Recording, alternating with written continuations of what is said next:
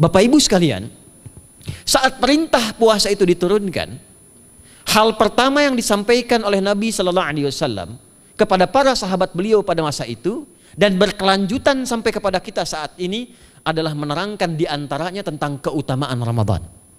Untuk menjawab sekaligus mengentaskan hoaks yang pada saat itu dibangun oleh orang-orang Yahudi yang tinggal di Madinah. Jadi ketika mereka mengatakan orang Islam tuh nggak punya puasa, ikut kita. Ini puasa yang hebat, puasa yang bagus. Dijawab oleh Allah, turunlah perintah, ya ayyuhalladzina amanu kutiba alaikumus syiyam kama kutiba alal ladzina min qablikum la'allakum tattaqun. Setelah itu apa yang terjadi? Buka Sahih Al-Bukhari. Kitab yang ke-30. Kitabus Shaum. Posisi hadis yang nomor yang kedua di topik ini, riwayat dari Talhah bin Ubaidillah radhiyallahu taala anhu qala Rasulullah sallallahu alaihi wasallam. Perhatikan, ini kalimat pertama yang disampaikan Nabi menyambut kewajiban puasa. As-siyamu junnatun fala yarfuth wa la yajhal wa in imru'un qatalahu aw syatamahu falyaqul inni shaimun marwataini. La khulufu famis saimi atyabu indallahi yawmal qiyamati min rihil miski yatruku ta'amahu wa syarabahu wa syahwatahu min ajli. Ini poinnya. As-siyamu li wa ana ajzi bihi wal hasanatu bi asyri amthaliha. Kata Nabi, puasa kita ini yang kita tunaikan spesial, beda dengan yang lainnya. Jadi ketika Yahudi mengatakan puasa kami ini puasa yang hebat, yang bagus, yang diikuti oleh umatnya Muhammad sallallahu alaihi wasallam. Turun ayat, komentar Nabi pertama apa? Puasa kita kepada para sahabat, kepada kita semua, ini puasa yang spesial. As-siyamu. Lihat diksinya. Awas Pak ya, Ibu jangan salah baca. As-siyam, bukan asyab. As-siyam. Disebutkan 9 kali dalam Al-Quran. Ada as-saum, ada as-siyam, itu beda. Kalau saum sekali disebutkan dalam Al-Quran surah 19 ayat 26. Saum itu masih umum, kata umum untuk menunjuk kata imsak, menahan secara umum. Bisa berarti puasa yang ada ketentuan aturan, bisa berarti menahan secara singkat. Apa saja yang bersifat menahan itu saum namanya. Contoh Sayyidah Maryam misalnya, beliau masih makan. Ya, ayat 24, 25 itu masih makan. Goyangkan pohon korma, jatuh kormanya, makan kormanya. Mau minum, ambil airnya, minum. Masih makan, masih minum. Cuman diminta untuk saum. Apa saumnya? Inni nadhartu lirrahmani sauma falam ukallimal yauma insiya. Jangan bicara pada siapapun.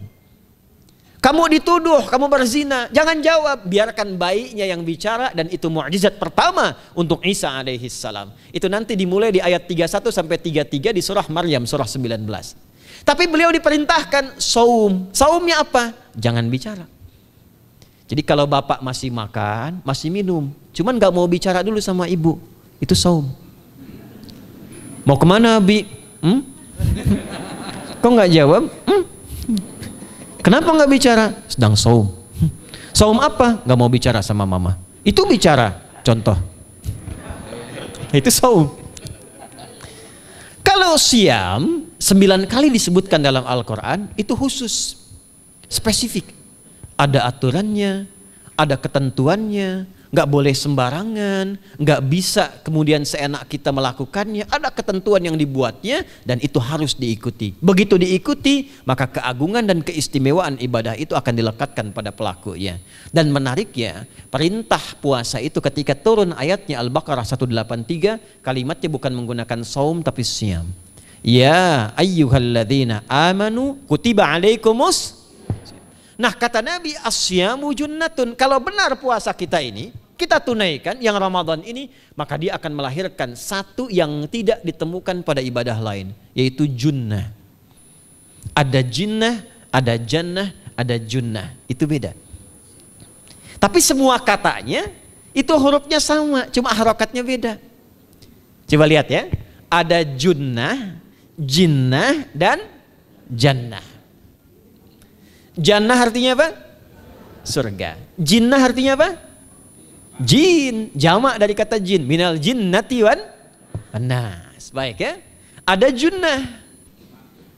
perisai. Itu ketiga-tiganya berasal dari huruf jim, nun, kemudian ta. Dalam bahasa Arab, setiap ada huruf dimulai dengan jim dan nun, itu pasti tersembunyi, gak kelihatan. Saya ulang ya, setiap ada huruf dimulai dengan jim dan nun, kalimatnya itu pasti gak nampak, gak kelihatan. Janin, kenapa disebut janin? Karena masih tersembunyi dalam rahim ibundanya, gak kelihatan. Begitu keluar, tampak jadi bashar, jadi bayi yang terlihat. Jin, kenapa disebut dengan jin? Karena nggak nampak. Makanya fitrah jin itu Pak, Ibu, fitrahnya tersembunyi. Jadi kalau ada jin melakukan penampakan, itu jin sedang punya masalah. Betul, itu nyata. Dan yang lebih punya masalah, ada orang-orang manusia yang mencari-cari penampakan jin. Itu sedang kurang sehat itu. Ya, betul, karena jin itu dipasangkan di Al-Quran dengan ins. 18 kali pasangan ini disebutkan, itu lawannya langsung. Jadi jin tersembunyi, ins nampak. Ins itu kelihatan, makanya makhluknya tampak. Jadi kalau ibu ada bapaknya pulang ke rumah sembunyi-sembunyi, itu bapak sedang menjadi? Bukan.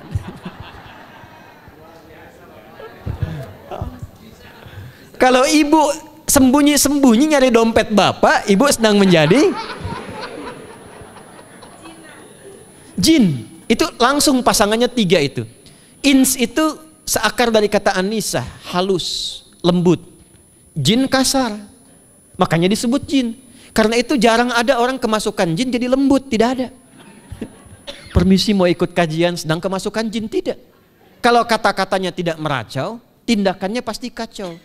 Karena itu fitrah manusia itu pasti lembut. Kalau ada orang kasar, pasti ada yang salah dalam pergaulannya.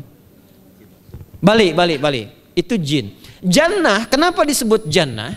Karena belum tampak sekarang. Makanya Nabi katakan mala ainun ra'at, nggak sama dengan yang seperti dilihat orang. Nggak kelihatan, nanti kesuksesan tertinggi yang belum tampak disebut dengan jannah karena belum tampak. Junnah itu perisai yang bisa langsung membentengi kita dari setan secara otomatis. Tapi nggak kelihatan. Karena itu kenapa ujung puasa disebut la'allakum tatakun itu dari kata takwa. Takwa itu dari kata wikoyah. Wikoyah itu artinya perisai. Nah, perisainya tidak tampak dalam diri kita. Tapi kalau terbiasa menunaikan ibadah puasa ini, kata Nabi, yang pertama kali akan terjadi pada orang yang puasanya benar, dia akan mendapatkan perlindungan berupa perisai dari Allah, hasil dari latihan puasanya yang dapat membentengi dia dari setan. Jadi ciri khas puasa Ramadan itu kalau sukses ditunaikan, itu akan terjauh dari godaan setan. Setan itu provokator yang memang hanya mengarahkan pada keburukan. Jadi dia nggak kenal benar. Lawannya malaikat. Malaikat nggak kenal salah, Pak. Nah, supaya terbentengi dari itu semua, kata Nabi SAW, kita itu dihadiahi sekarang oleh Allah. Satu ibadah yang kalau dilakukan ibadah itu akan mengakumulasi ibadah-ibadah yang lainnya, yang saat bersamaan dahsyatnya ibadah ini bisa menghadirkan junnah, perisai yang membentengi dari setan. Karena itu ketika dilakukan ibadahnya, saat yang bersamaan bisa ditahan maksiatnya, ditingkatkan amal solehnya. Setan kan ngajaknya pada yang salah kan?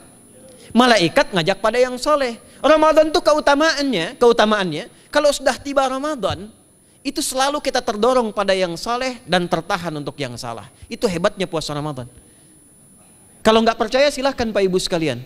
Cuman Ramadan yang saat datang waktunya bisa menghentikan orang berbuat maksiat. Nggak percaya cek. Orang yang punya sifat marah semarah-marahnya, itu saat Ramadan bisa berhenti marah. Buka jam 6 kurang seperempat ada yang provokasi. Dia bisa tahan marah tuh, istrinya bingung, tumben Pak nggak marah, entar habis maghrib. Bisa ditahan. Orang dusta bisa nggak dusta. Dan saat yang bersamaan, teman-teman sekalian, Bapak Ibu, itu bisa terdorong berbuat meningkatkan amal soleh. Sekarang kita keluar dari sini, ada yang minta, belum tentu dikasih. Nanti Ramadan tiba, sudah nyatet berapa yatimnya, berapa du'afanya. Amal soleh naik. Sekarang ada orang ketinggalan sholat fardu terlambat masih biasa. Ramadan ketinggalan sunnah itu gelisah. Betapa ibu-ibu para pejuang yang sangat luar biasa itu berjuang memperebutkan saf pertama setelah maghrib untuk menaruh sejadah. Ini pelakunya nih. Tapi itu hebat, Bu. Saya tanya ibu kalau berjuang naruh sejadah setelah maghrib atau bahkan sebelum maghrib, itu sejadah disimpan di saf itu untuk ngejar sholat apa? Tarawih, bukan isanya. Saya tanya pada ibu, tarawih itu hukumnya sunnah atau wajib? Sunnah. Ramadan tuh jangan, kan yang fardu, ketinggalan sunnah bisa gelisah. Itulah Ramadan. Dan pada saat itulah ketika amal soleh dikerjakan, amal salah ditinggalkan, datanglah junnah, itu perisai yang mengikat setan. Itu yang dimaksudkan di hadis Muslim. Di topik yang ke-13 namanya Kitabus Syam. Hadis yang pertama dari sahabat Abu Hurairah.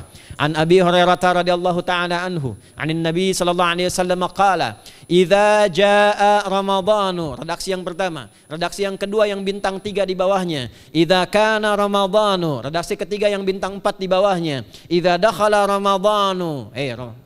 Muhammadiyah itu harus tahu dalil. Ya. Tahu dalil tuh, ya. Idza jaa Ramadhanu, idza kana Ramadhanu, idza dakhala Ramadhanu, futtihat abwabul jannati aw abwabur rahmati. Wa ghulliqat abwabun nari aw abwabu jahannam. Wa sulsilatis syayatinu aw sufidatis syayatin. Ini maknanya. Kalau Ramadan sudah tiba, kata Nabi, maka dibukakanlah pintu-pintu surga. Para ulama berbeda pendapat dalam tafsir tentang hadis ini. Pintu-pintu surga ada yang mengatakan real dibuka. Ada yang mengatakan dengan penafsiran metafor. Pintu surga itu pintunya lewat amalan. Ada 8 pintu surga kata Nabi dalam hadis yang lain. Ya, fil jannati thamaniyatu abwabin, fiha babun yusamma ar-rayanu, la yadkhuluhu illa as-shaimun, fa idza dakhaluhu ughliqa. Di surga itu ada 8 pintu surga. 8 itu ternyata di hadis lain pintunya semua amal soleh. Ada pintu sholat, pintu puasa namanya ar-rayyan, ada pintu sedekah, pintu zakat, pintu haji. Jadi kita itu sekarang fastabiqul khairat. Kenapa ada moto fastabiqul khairat? Itu kan diambil dari Al-Baqarah ayat 148. Siapa yang pengen memburu surga, buru di amalannya. Mungkin gak semuanya bisa dikerjakan. Kalau tidak semuanya, ambil salah satu yang paling disukai, konsisten di situ. Walikulli wijhatun huwa muwalliha. Setiap orang pasti punya kecenderungan untuk beramal. Ada yang senang puasa, ada yang senang tahajud, ada yang senang sedekah.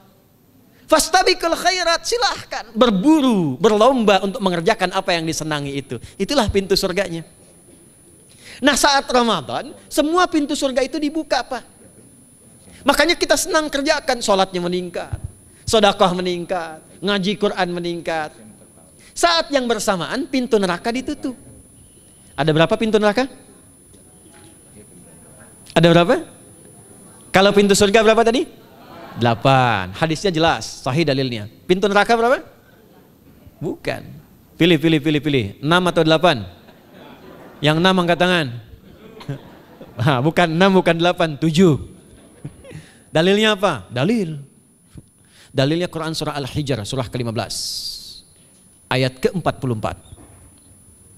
Surah ke-15 Al-Hijr ayat ke-44. Neraka ada 7 pintu. Dan dalam setiap pintunya nanti ada 19 malaikat yang menjaga. Alaiha tis'ata asyar. 7 pintu ini khusus Ramadan ditutup. Dan hati-hati, nama neraka itu ada 2 nanti. Neraka yang membakar, ini mungkin jadi baru informasinya bagi sementara orang. Neraka yang membakar dan neraka yang membekukan.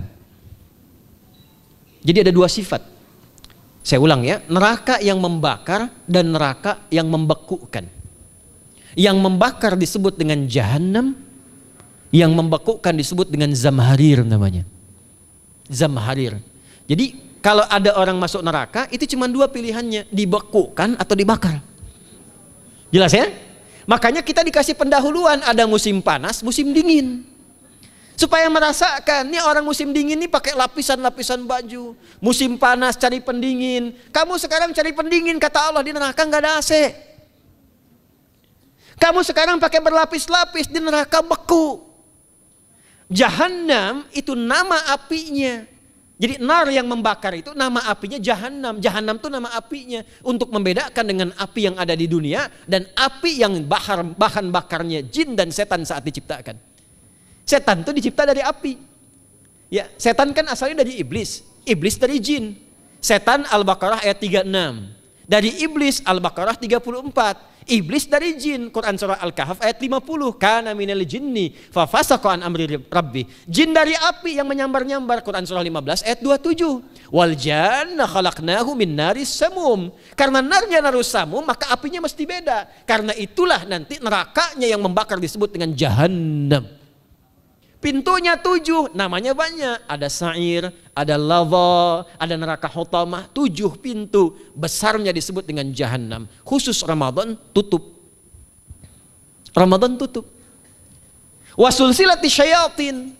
Setan itu dibelenggu, diikat rapat. Bagi orang yang mau puasa benar. Awas hati-hati. Bagi orang yang mau puasa benar, karena itu kalimatnya asyamu junnatun. Kalau benar puasanya, metafornya amalan dia bisa mengikat setan. Tapi kalau puasanya nggak benar, tetap digoda juga. Makanya jangan heran, walaupun Ramadan tetap kotak infak ada yang hilang. Sendal ada yang hilang. Karena puasanya bukan siam, puasanya saum. Sedangkan diksi Nabi yang mengatakan asyamu junnatun. Puasanya yang harus benar. Nanti kita belajar fikih setelah itu. Saya ingin pendahuluan dulu ya. Setelah itu apa yang kata Nabi katakan? Ini masih mukadimah ya kita ya. Ini luar biasa nih. Ya. Jadi keutamaan Ramadan itu dahsyatnya dengan puasa biasa. Kata Nabi, kalau orang benar puasanya, bebas dia dari setan. Bukan nggak digoda, Allah kasih benteng sehingga setan nggak tembus kepada dia. Itu satu. Itu keutamaan Ramadan. 2, teruskan dulu langsung ke ujung hadisnya saja ya. Kalau yang tadi nanti latihannya falayarafuf falayajal itu latihan. Yang kedua, Allah langsung yang mengatakan dalam hadis qudsinya, asyamu li wa ana ajzi bihi. Khusus Ramadan, kalau ditunaikan dengan benar, maka semua yang puasa itu aku langsung yang memberikan takaran pahalanya. Sekarang kita hitung-hitungan dikit ya. Bapak Ibu kan senang hitung. Tadi bangun aja kan dihitung kan. Ya, dapatnya sekian, kurangnya sekian, ya usahanya sekian. Sekarang kita ngitung pahala nih. Ada rumus hitung pahala dalam Al-Quran. Ya, saya tanya sebentar. Kalau satu kita kerjakan ibadah, pahalanya berapa? 10. Dalil. Apa dalilnya? Quran surah ke-6 ayat 160. Man jaa baik bil hasanati falahu asyru amthaliha. Siapa yang melakukan satu perbuatan hasanah. Hasanah itu perbuatan baik yang bernilai pahala. Itu hasanah namanya. Pahalanya disebut ajrun namanya. Lahum ajrun ghairu mamnun. Jadi perbuatan baik yang bernilai pahala disebut apa? Hasanah. Ya, eksekusinya, implementasinya disebut amal soleh. Pahalanya, hitungannya disebut ajrun namanya. Jamaknya disebut dengan ujur.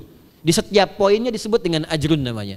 Nah, orang yang mengerjakan perbuatan baik berpotensi punya nilai pahala, itu setiap perbuatan baiknya 10 kebaikan. Contoh kita sholat nih, sehari berapa waktu? 5. Berapa rakaat? 17. Al-Fatihahnya 18 atau 19 kali? 17 kali ya. Kalau 18 kali berarti subuhnya 3 rakaat. Nah, itu kan kalau kita buka hadis Muslim nomor hadis 162, saat Nabi dalam peristiwa setelah Isra itu ke Masjidil Aqsa, kemudian araja bina Jibril alaihissalam, Mi'raj naik ke Sidratul Muntaha. Sidratul Muntahanya ada di surah An-Najm dari ayat 1 sampai 18-nya. Itu ketika menerima perintah salat pertama kali kan bukan 5, tapi 50. Turun kan Nabi kemudian ke langit ke-7, ketemu Nabi Ibrahim sedang senderan di Baitul Ma'mur, punggungnya senderan. Itu ada kisahnya di hadis Muslim nomor hadis 162. Kemudian turun lagi ke Nabi Musa. Nabi Musa itu kan tipikalnya senang, yang pertama agak temperamen, yang kedua itu senang mengomunikasikan sesuatu. Makanya ketika dengan Khidir alaihi salam itu senang, ya, kritisnya itu muncul kepada Nabi Muhammad ketika turun dari Sidratul Muntaha ke langit yang ke-6 itu ketemu Nabi Musa, ditanya, Muhammad SAW dapat apa tadi? Sholat. Berapa waktu? 50. Kamu tahu nggak? Umat saya itu kekar-kekar besar-besar. Segitu aja nggak kuat, apalagi umat kamu yang kayak kita sekarang nih. Minta lagi diskon sama Allah katanya. Naik tuh, minta lagi. Singkatnya 9 kali naik. Setiap naik dikurangi 5. 9 kali 5 berapa? 45. 50 kurangi 45 berapa? 5. Turunlah 5. Sampai 5 pun Nabi Musa masih komennya begini, minta lagi aja diskon. Kata Nabi, saya kurang enak lah, malu saya. Sudah diberikan yang paling pokok 5. Dan itu pun belum selesai. Dengan senyumnya kemudian, lihat ini indahnya. Setiap 5 itu Allah menetapkan, setiap satunya punya 10 nilai. Jadi kalau kita kerjakan 5 waktu dikali 10 berapa? 50. Itulah dahsyatnya umat Nabi Muhammad karena keutamaan nabinya. Walaupun 5, nilainya tetap setara dengan yang umat Nabi Musa 50 kali. Karena itu keutamaan Nabi Muhammad itu sangat luar biasa. Sampai nanti dipuji oleh begitu tinggi. Sifatnya, rasanya di ujung surah At-Taubah itu. Akhlaknya di surah Al-Qalam itu. Dan karena kemuliaan ini kita dapat barakahnya. Percikan keberkahannya. Apa itu? Ketika Ramadan yang puasa-puasa lain standar. Puasanya umat Muhammad SAW, setiap puasanya itu pahalanya dilipat gandakan tak terbatas. Allah langsung menilai keikhlasan pada hambanya. Paling minimal kalikan 10 kali lipat lagi dari hari biasa. Wal hasanatu bi asyri amthaliha. Jadi kalau sekarang baca Quran sekarang ini, satu hurufnya berapa? Tahu dari mana? Ya, di At-Tirmidzi nomor hadis 2910. Man qara'a harfan min kitabillahi falahu asyru hasanat. Setiap ada orang baca satu kitabullah dengan syarat dia mukmin, muslim, baca satu huruf dari kitabullah, dapat 10 kebaikan. Satu hurufnya 10, Bu, Pak. Walam aqul alif lam mim harfun, saya tidak katakan kata Nabi alif lam mim satu huruf. Walakin alifun harfun, lamun harfun, mimun harfun, walikulli harfin asyru hasanat. Tapi alifnya satu huruf, lamnya satu huruf, mimnya satu huruf, setiap hurufnya 10 kebaikan. Saya kalau ada papan tulis, saya turunkan ini pakai syarah ilmu arud. Itu dahsyat lagi. Arud itu menuliskan apa yang dikatakan, bukan menuliskan simbol yang ditunjukkan. Jadi kalau kita bilang alif, tulis alif. Dan alif itu kan ada 3 huruf, hamzah, lam, fa. Hamzah berapa huruf? Tulis lagi hamzah. Itu baca Quran kalau ikhlas, pahalanya berlipat. Paling standar satu hurufnya 10. Dan hampir nggak ada orang baca Quran cuma satu huruf. Nun. Udah dulu 10 lumayan. Nggak ada. Pasti banyak itu. Dan Ramadan lebih meningkat lagi. Dan dikalikan 10 lagi, itu paling standarnya satu huruf 100, Pak, Bu. Makanya Ramadan tuh limpahan pahala. Rugi orang kalau nggak ibadah saat Ramadan itu. Nabi aja itu tadarusan Quran sekali khatam. Saat tahun meninggalnya 2 kali khatam untuk ngejar kemuliaan-kemuliaan contoh bagi kita. Itu Ramadan. Jadi ini yang pertama menjadikan kita mesti sadar Ramadan beda dengan bulan biasa. Maka disampaikan oleh Nabi yang pertama ada pelipat gandaan pahala. Yang kedua ada perisai yang bisa menjauhkan kita dari setan. Yang ketiga, saya tutup mukadimahnya. Yang ketiga, hanya Ramadan yang siang malam melahirkan ampunan Allah Subhanahu wa taala. Siang malam. Kita kalau mau nyari ampunan itu bisa kapanpun minta ampun. Tapi ada waktu-waktu yang sangat strategis dan tempat-tempat yang sangat efektif mempercepat mengabulkan doa. Contoh waktu misal sepertiga malam. Itu cepat terkabul doa, hadisnya qudsi. Di antara azan dan iqamah. Waktu singkat di waktu Jumat, ada yang menafsirkan antara duduk khutbah, 1 dan 2, ada yang menafsirkan waktu asar menjelang ke maghrib. Dan itu nanti sepeninggal Nabi ada di antara istri Nabi SAW memburu waktu singkat yang luar biasa ini untuk berdoa. Hafal doanya ya. Allahumma kfina bihalalika an haramik wa aghdina bi ta'atika an ma'siyatik wa bi fadlika amman siwak. Itu dibiasakan di hari Jumat dibacakan. Ya, hafal nggak? Nah, nanti diputar lagi videonya ya, kan ini kita sampai ini lihat lagi. Ya, kembalikan. Ada yang sifatnya tempat. Mihrab itu mustajab. Makanya kenapa imam itu di mihrab? Karena mewakili makmum untuk berdoa. Karena itu pilih imam yang betul-betul paham fikih salat, bagus bacaannya dan ngerti fikih salat supaya dia sebelum salat melihat ke belakang.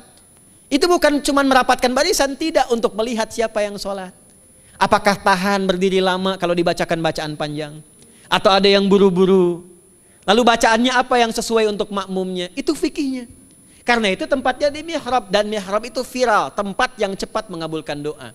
Maryam itu punya mihrab. Nabi Zakaria saat minta keturunan itu mohon kepada Allah di mihrabnya Maryam. Ali Imran ayat 38 sampai 39. Hunalika da'a Zakaria rabbah qala rabbi habli min ladunka dzurriyyatan thayyibah innaka sami'ud du'a. Fanadatul malaikatu wa huwa qa'imun yusalli fil mihrab.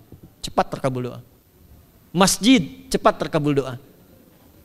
Tapi Ramadan itu menggabungkan semuanya. Enggak usah tunggu sepertiga malam. Siangnya diampuni, malamnya diampuni. Apa dalilnya? untuk malam lekat dengan ibadah qiyam namanya.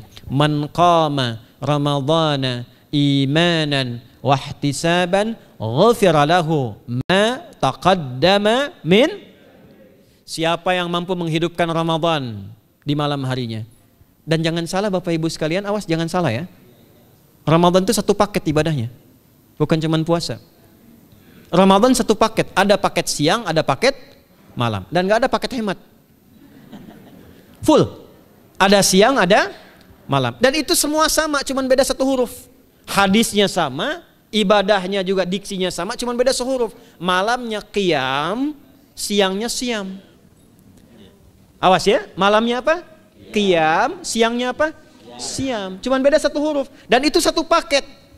Jadi kalau Anda tertinggal, jangan Anda lah, jangan kita. Kalau ada orang yang tidak mengerjakan semalam, misalnya qiyamnya, cuman siamnya, sah puasanya, benar sesuai rukun, sah. Cuman tidak sempurna keutamaan Ramadannya. Karena itu Allah mengatakan kalau sedang puasa, sempurnakan dengan ibadah malamnya. Itu ada di Al-Baqarah ayat 187. Tsumma atimmus siyama ilal lail. Muqaddimatul lail, maghribnya untuk puasa, lail atasnya untuk qiyam. Orang yang mampu menghidupkan ibadah malam, jangan salah ya. Nanti kita mulai puasa, insya Allah yang pertama dimulai ibadah malam. Qiyam, bukan siam. Jadi jangan terlampau soleh, puasanya nanti nunggu fajar. Malam itu qiyam. Nah qiyam ini ada potensi ampunan dosa Pak Bu. Jadi kalau kita manfaatkan ibadah ini dengan benar, misal ya, kita kan nggak tahu ajal nih. Tiba kemudian kita manfaatkan qiyam bangun, ditunaikan dengan benar, itu Masya Allah. Meninggal misal dalam sujud, itu jaminannya, ghufira lahu ma taqaddama min dzambi. Siapa yang benar ibadah qiyamnya, sampai detik itu, ditunaikan karena imannya, ikhlas karena Allah, saat bersamaan dia introspeksi diri, begitu dia tunaikan, misal dia meninggal, misal saja, semua dosa-dosa yang pernah dia tunaikan diampuni pada saat itu. Ma itu tanpa batas. Ma taqaddama min dzambi, ma semua yang pernah dia kerjakan dalam hidupnya. Karena itu viral. Sayyidah Aisyah itu pernah minta petunjuk pada Nabi di hadis Muslim. Bertanya pada Rasulullah, "Ya Rasulullah, kalau malamnya saya pengen ibadah dan qadar Allah bertepatan dengan malam Al-Qadar, apa yang saya minta?" Itu sampai diajarkan oleh Nabi doanya, dan doanya sahih. Di At-Tirmidzi dikuatkan lagi dengan lebih lengkap redaksinya. Kata Nabi, kalau engkau bersamaan dengan itu malam hari bangun, bersamaan, faquli, katakanlah, Allahumma innaka afuwun karim tuhibbul afwa fa'fu anni. Nanti di hadis yang Muslim, Allahumma innaka afuwun, di At-Tirmidzi ada kata karimnya. Innaka afuwun karim tuhibbul afwa fa'fu anni. Itu malam Bu. Biasanya nunggu sepertiga malam, waktu sahar. Ya, jadi waktu sahar itu waktu singkat menjelang fajar. Kalau subuh sekarang 4:08, itu kira-kira sahar tuh jam setengah 4 lah, ya 3:30 sampai jam 4 itu namanya sahar, bukan lail. Kalau lail dari ba'da isya sampai sahar. Sekarang isya setengah 8 misalnya, jam 8 tuh sampai setengah 4 namanya lail. Jelas ya? Lail tuh malam, jamaknya layali, turunannya lela, lili, lala itu malam. Ya, ibu leli, ibu malam-malam gitu ya. Gitu. Nah itu waktu menjelang fajar setelah lail sahar, jamaknya ashar.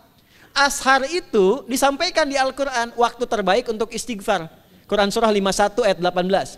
Wabil ashari hum yastaghfirun. Yang biasa istighfar berpeluang dapat ridho Allah dan disiapkan surga terbaik melebihi kemewahan dunia. Itu ada di ayat ke-16, 17, 18. Ya, dari ayat 15-nya, 16-nya, 17-nya adalah untuk yang saharnya, 16-nya itu kalimatnya. Ya, 16-nya yang dengan mengatakan Rabbana amanna faghfir lana dzunubana wa qina adzabannar. Ayat 17-nya as-sabirina was-sadiqina wal qanitina wal munfiqina wal mustaghfirina bil ashar. Itu hari biasa seperti sekarang. Ramadan dari ba'da isya sampai terus lagi sampai masuk waktu fajar, siangnya pun masih ada ampunan Allah. Man shoma ramadhana imanan wahtisaban ghufira lahu ma taqaddama min. Saya tanya sekarang, siapa yang nggak punya dosa boleh angkat tangan? Yang dosanya banyak boleh angkat tangan. Tuh, saking banyaknya kita nggak bisa ngangkat. Sekarang rubah kalimatnya. Yang ingin masuk surga angkat tangan. Insya Allah. Yang ingin surga Firdaus angkat tangan. Tuh. Maka ironi itu tampak dalam perilaku kita.